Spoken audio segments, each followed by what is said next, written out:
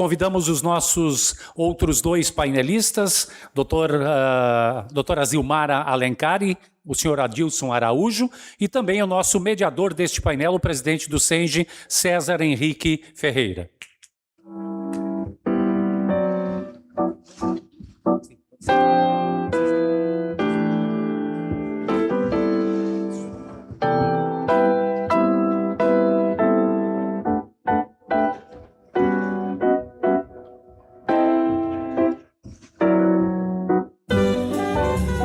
Formulem, por gentileza, suas perguntas por escrito. As nossas assistentes estão aqui circulando no palco para recolher essas perguntas. Lembramos que após este momento de debates, nós teremos o nosso coquetel de confraternização. Presidente César, a palavra é sua para a condução deste momento. Bom, primeiro a gente tem que agradecer as palestras, né, o nível dos debates aqui, das colocações, eu acho que bem adequadas, né, e foram no crescente até o final. Agora a gente todo esse quadro, né, todo esse panorama aí que está colocado pelo Dr. D'Ambroso, né, e esse quadro nefasto que está aí, né, de possibilidade de perda total dos direitos dos trabalhadores, coisa que se conquistou às custas penas, né. Eu tenho uma questão aqui do Adilson, para o Adilson, que é do nosso diretor do Conselho Técnico Consultivo aqui do Sindicato dos Engenheiros, o Vinícius Galeazzi. Em 2026, o Congresso aprovou o orçamento público, mas tirou dele 61 bilhões para as emendas parlamentares. Significa 25% dos recursos para as despesas discricionárias, valor que falta com o objetivo básico de combate às desigualdades sociais. O que os sindicatos e centrais sindicais podem fazer para ajudar a sociedade civil a reverter esse modelo nefasto? Para o Adilson. Eu acho que podemos responder enquanto chega mais questões e depois a gente faz um bloco. Pode responder. Agradecer a contribuição, saudando aqui o professor D'Ambroso, Zilmara Alencar, amigo César. A bem da verdade, um seminário como esse, a gente não tem pretensões nenhuma de responder questões, até porque dificilmente encontraremos respostas fáceis para questões complexas.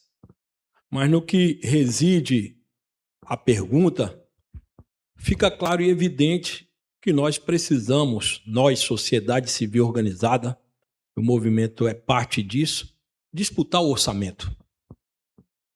O orçamento ele está sendo dilapidado não tão somente pelas emendas impositivas, mas assim, versa desse Brasil de muito tempo uma sonegação absurda. Quando não sonegação, por cumprimento também do exercício daqueles que têm aptidão em transformar os cofres públicos num banco para satisfazer a burra do sistema financeiro e do rentismo, né? Eles têm feito isso. No cálculo da Previdência Social, por exemplo, a Anfip tem denunciado já de muito tempo que o sistema tripartite, que percebe a contribuição da classe trabalhadora, onde parte dos empregadores sonegam e o governo tira. O governo utilizou do expediente do demônio da DRU, desvinculação da Receita da União, né, para cobrir o caixa. E eles têm feito isso a vida toda. Então, assim, ou a gente entra nesse debate, porque o Brasil segue alimentado por um limite do gasto do teto, né? É a emenda constitucional 95 que foi lapidada pelo arcabouço coordenado pelo ministro Haddad, que tem cobrado do governo o tempo todo de que o governo não pode ultrapassar o limite do teto dos gastos. Isso pressupõe, né, uma manobra enorme do governo para garantir o orçamento da educação, da saúde, da moradia, da segurança, né, e a gente padece desse flagelo social que assusta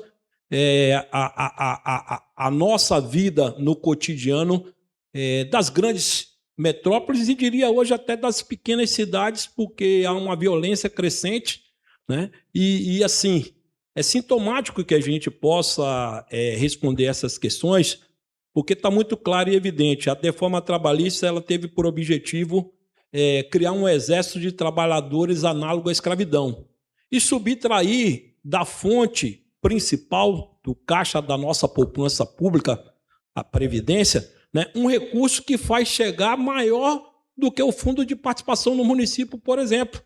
Dos 5.570 municípios, mais de 4.000 percebe mais da Previdência do que do fundo de participação no município. Então, é um grande contrassenso. E a gente precisa disputar essa narrativa porque, às vezes, foge à luz uma ideia de que nós vamos vencer a batalha. Na Batalha da Previdência, por exemplo, reunimos com a CNBB e o bispo Dom Pedro da CNBB disse, olha, a Igreja Católica de tradição progressista está avaliando que tem que mudar a Previdência, tem que reformar a Previdência. Mas por que, bispo? Porque eles entendem que a Previdência é deficitária. Ou seja, há uma disputa de narrativa que, se a gente não concebe também o que foi dito, e a verdade precisa ser dita, e acho que o elemento positivo daqui é que a gente tem essa relação franca, né? Assim diria Antônio Gramsci. Na luta política de massa, dizer a verdade é uma necessidade política. Então, acho que esse debate permitiu algumas inquietações, revelou muitas insuficiências, e assim, nós não vamos encontrar respostas se a opção for a carreira solo. Isso deu certo para Ivete Sangalo. Para o movimento sindical, precisamos construir um grande bloco de resistência para a gente vencer essas grandes batalhas. Muito obrigado.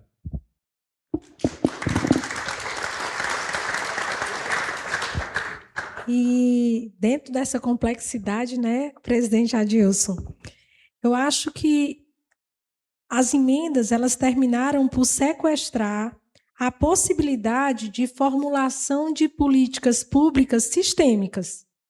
A partir do momento que você tem um orçamento, que ele é sequestrado para uma utilização de um direcionamento que é quase que pessoal parlamentar, né? Nem necessariamente ele é de corrente, para mim houve um descumprimento de um preceito fundamental.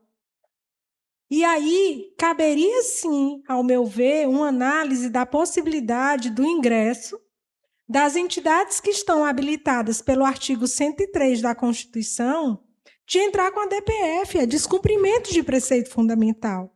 E isso vai muito na linha da minha fala anterior. Nós temos que nos valorizar. Eu gosto sempre de contar aqui uma máxima. Eu passei um tempo lá no Ministério do Trabalho e Emprego, como coordenadora de registro sindical, depois como secretária de Relações de Trabalho.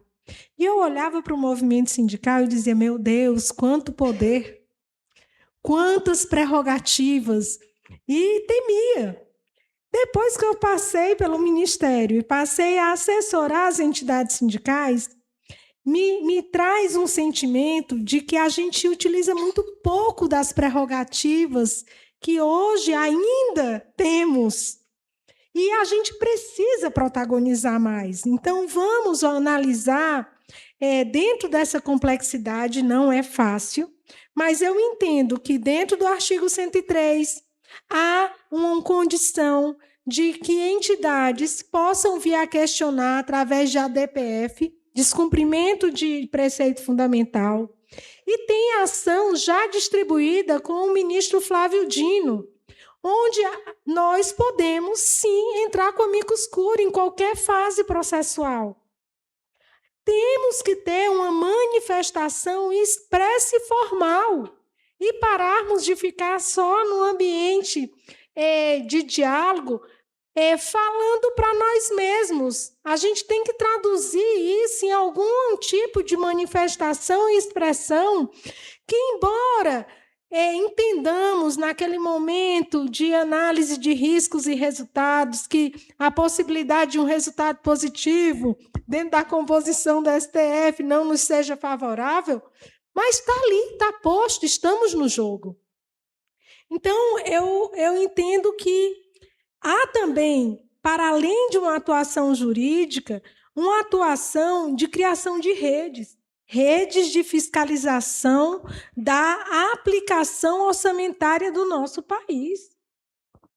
A gente está num processo, inclusive aqui eu faço coro a um lançamento da campanha do Maio Lilás pelo Ministério Público do Trabalho, que fala do assédio eleitoral, mas que também fala das consequências do voto, que não é, de fato, exercido o direito de saber se aquele cidadão que mereceu o seu voto, de fato, está cumprindo, e que aquele orçamento que foi destinado através de um sequestro de emenda está indo para uma destinação social. Vamos criar uma rede sindical de fiscalização orçamentária, cada um dentro do seu estado. Tem várias categorias que são expert nisso. A gente não tem banco de dados, gente. A gente só vai buscar banco de dados quando a gente procura o Enter, que é um sistema de IA que está sendo vendida para o Poder Judiciário brasileiro com participação de magistrados, que chama-se Enter, que é o sistema integrado de inteligência artificial que está sendo construído, inclusive com grande parte das empresas norte-americanas. E aí os dados estão na mão dele, e o resultado da IA só vai sair os dados dele, doutor Marcelo. Então, vamos criar nossas IAs também. Qual é o sindicato? E aqui a gente está falando num público de engenharia. Qual é a IA sindical que nós temos desenvolvidas? Aonde está o nosso banco de dados? Está dentro de nós mesmos, onde nós sequer compartilhamos. Então, um desafio para cá, qual é? Vamos criar IA sindical.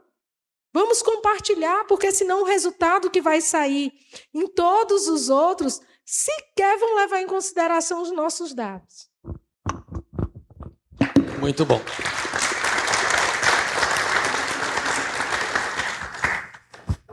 Vou fazer 3 questões aqui, um bloco de 3 aqui, para os 3 que quiserem comentar. 2 encaminhadas aqui pelo nosso amigo Guiomar. Uma, ele parabeniza a iniciativa do SENJ, eu divido aqui com toda a diretoria do sindicato que trabalhou para isso. E ele comenta aqui que o fim da escala 6x1 e a redução de 40 horas sem redução do salário, empresários querem compensação econômica. É necessário isso? É a primeira questão que ele faz. A segunda, como fica a questão da previdência pública com a legalização da pejotização? E uma terceira questão, então, do Vinícius Galeazzi, que diz o seguinte também. Parece que os trabalhadores CLT sindicalizados tendem a diminuir, e não se vê assim. Renovação e sustentação dos sindicatos. O trabalhador uberizado não sabe e não quer saber do sindicato. Como os sindicatos podem atrair esses trabalhadores? Qual o futuro dos sindicatos a continuar esse quadro? Então, deixo aberto essas 3 questões para quem quiser comentar. Quem quiser iniciar, pode comentar, por favor. Agradecer as perguntas aqui, cumprimentar o nosso companheiro Gilson Araújo, presidente da Aguerrida CTB. E gostei de uma palavra que tu usou, Gilson, a disputa. Porque acho que o meio sindical tem que disputar o judiciário também, tem que disputar a justiça do trabalho. Achei brilhantes as ideias da Zilmar aqui, dessa revitalização sindical que se faz necessária e urgente, né? Esse chacoalhão aqui que nós estamos promovendo, no bom sentido, né? No sentido de que haja uma pauta, de que hajam atitudes e de que os poderes sejam efetivamente cobrados. Com relação à pergunta do Guiomar, se há necessidade de compensação econômica para o empresariado, não, né, Guiomar? Porque a gente tem uma análise de produtividade em gráficos histórica, né, que foi extraído muito mais da pessoa trabalhadora do que aumentou o salário. Então, hoje a produtividade ela já está entregando muito além do que se recebe pelo salário. E como é que fica a Previdência? Não fica.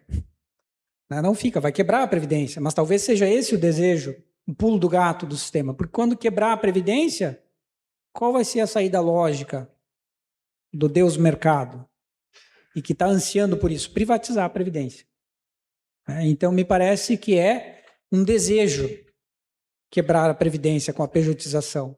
Já é uma consequência previsível e desejável pelo capital, que aí vai se adonar de novo, se nada for feito. Por isso eu digo para vocês, é urgente ter um acampamento lá no STF, viu, Kiko?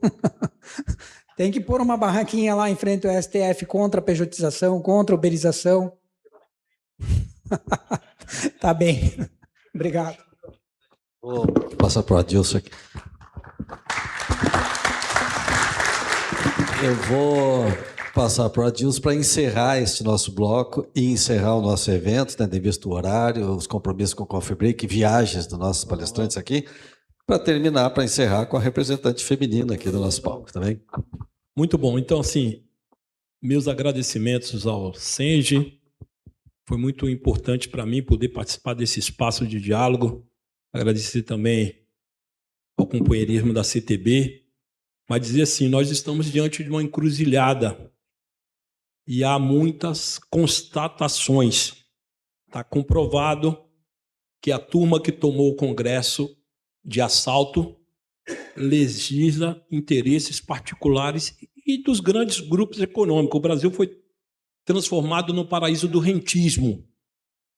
Ademais, eles não se sentem satisfeitos por aí, porque a instalação de um esquema criminoso no Brasil não se deu na praia de Itapuã, é na Faria Lima. Fintech e por aí vai, as bets. Então, assim, há que se chacoalhar, se movimentar para coibir tudo isso. Eu fiquei assustado quando eu vi uma reportagem de um deputado do Republicanos que utilizou os recursos das emendas para asfaltar a rua da sua residência em Alphaville, Barueri, em São Paulo. Mas não é somente esse. São estradas, avenidas de acesso às suas fazendas e por aí vai. Então há que se tomar medidas, nós vamos ter que enfrentar, é uma batalha, é disputa. É disputa de projeto, é disputa de orçamento, é disputa da leitura sindical. Eles abominam, eles queriam acabar com o movimento sindical. Tiraram a principal fonte de receita, a contribuição sindical, que eu falei para o presidente na última reunião, 15 de abril. Foi muito difícil trazer o trabalhador para protestar em Brasília. Fizemos um grande evento, mas fizemos isso sem sustentação material. E nesse debate, em particular, o presidente reconheceu que teve gente nossa que fez campanha contra. E ele, ninguém mais, sabe quem foi que fez campanha contra. Erramos na mão. Fazer campanha contra a contribuição sem a possibilidade de uma outra fonte de sustentação colocou a gente num plano de defensividade muito importante. Então, a gente precisa recuperar o tempo. E como é que nós vamos recuperar o tempo?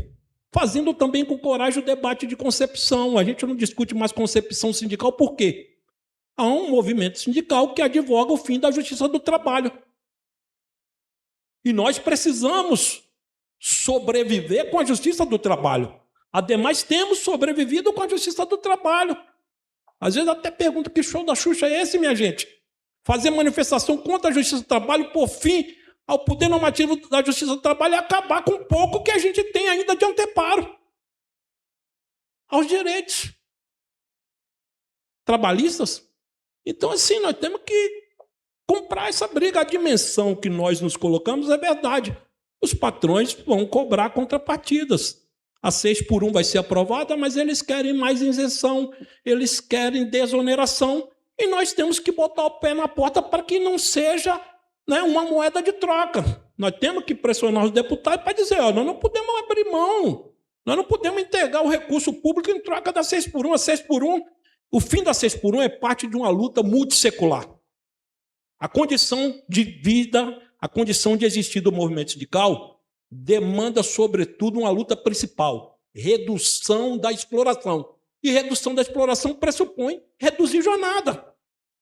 Reduzir jornada para melhorar a qualidade de vida, para a gente ter ainda uma sobra, para ir no cinema, para dar um passeio, para fazer uma viagem. Que eu disse, presidente, a vida não está fácil. Está tudo caro. O meu povo não está indo mais lá na Bahia. Foi muito.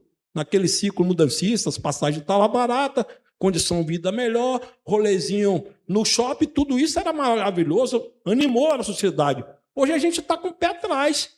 E muita gente ainda dizendo, tem um projeto em disputa, que a gente sabe quais são os projetos em disputa, né?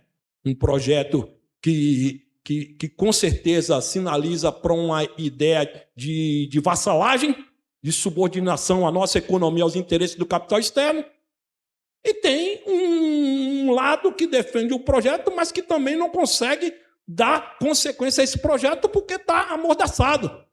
E nós temos que fazer o nosso papel. Como diria o mestre Paulo Freire, termino, a esperança é revolucionária. Acredite, sigamos juntos, abraçados a essa esperança.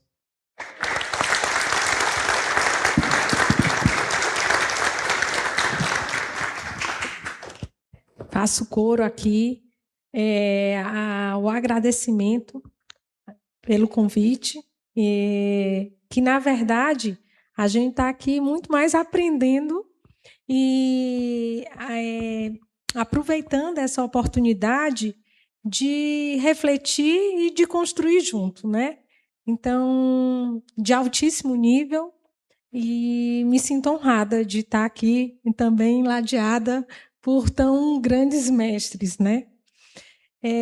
Quanto à questão da jornada, a gente tem que entender que quando houve a desoneração da folha de pagamento, Guiomar, sequer a contrapartida de não desemprego, de não mandar empregados embora, inclusive no período da pandemia, nós não conseguimos. Então, há um mau costume de cessão de direitos sem contrapartida. E aí, quando você está numa luta de uma redução de jornada, se exigir contrapartida com desoneração, que reduz a receita para ser gasta com política pública, temos que fazer coro e no sentido de trazer contrapartidas reais. Nós temos dispositivo da Constituição Federal, lá se vai a mulher da Constituição Federal, mas vamos lá.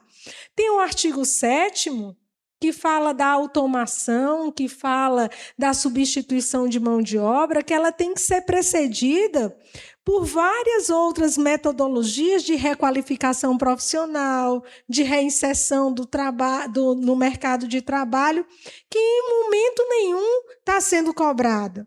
E essa receita tem uma contribuição própria, que é a contribuição social prevista no artigo 149, que hoje é administrada pelos próprios patrões, que é o Sistema S. Para que serve o Sistema S? Para dar qualidade profissional, lazer, trabalhador, segurança e saúde. O recurso tem.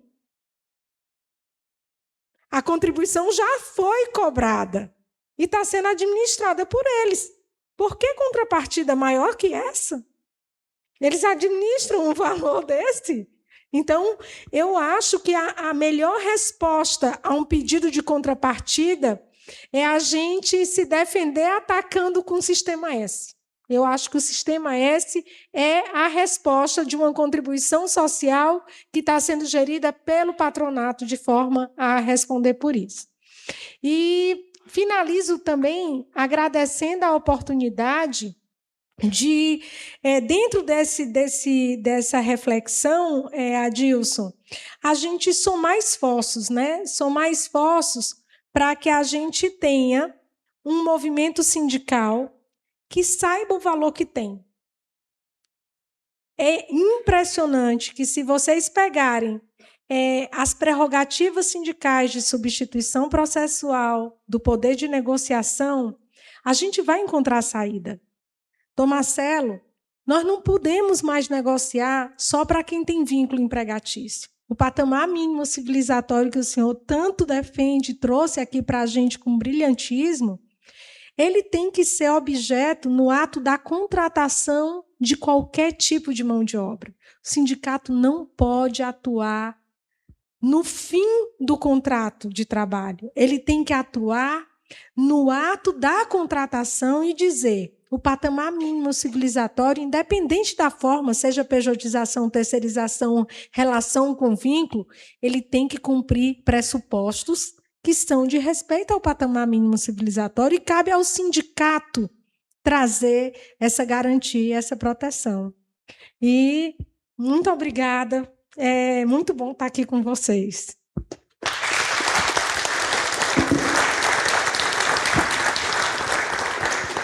Bom, pessoal, quero encerrar aqui, então, agradecendo muito a participação de todos os nossos palestrantes aqui, o doutor Marcelo D'Ambroso,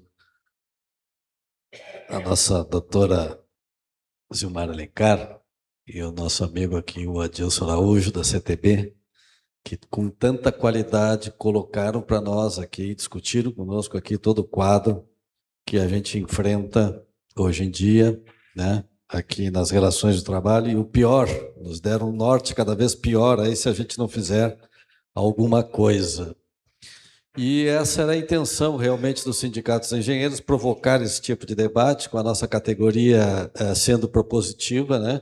E aproveitando essas trocas de experiência, nos colocando totalmente à disposição das centrais, da Justiça, procurando nos aproximar cada vez mais também da Justiça para a gente enfrentar esse quadro aí. E é o chamamento que eu faço aí para todos nós, engenheiros que estamos aqui, e todos os companheiros que estão aqui nessa sala aqui também, para a gente nos juntarmos nesta luta aí, tá? Muito obrigado mesmo, e eu vou passar a palavra lá para o cerimonial. O Adilson quer quebrar aqui. Eu só queria quebrar um protocolo, mas na verdade é o seguinte: a gente tem premiado os personagens da nossa luta, a gente luta, e no geral a gente reconhece pouco os nossos mártires, os nossos representantes. Então a CTB fez de forma simbólica uma medalhinha que eu queria oferecer aqui ao nosso querido presidente César.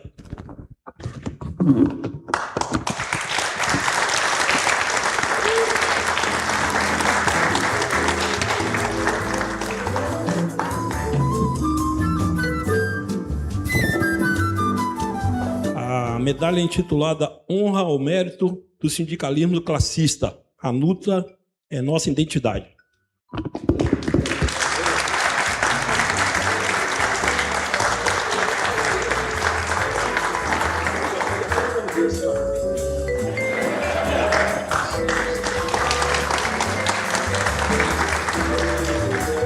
Vamos fazer uma foto conjunta do painel agora todo, encerrando esse ciclo de debates. Mais uma vez, muito obrigado ao doutor Marcelo D'Ambroso, doutora Zilmar Alencar, senhor Adilson Araújo e ao presidente do SENGE, César Henrique Ferreira. Nós chegamos ao fim de mais uma edição dos painéis da engenharia, debates e valorização e a jornada do trabalho. O SENGE agradece a presença de cada um de vocês e convidamos todos agora para participarem do coquetel de confraternização aqui no saguão de entrada. Tenham todos um excelente final de tarde, uma excelente noite e um bom retorno para suas casas.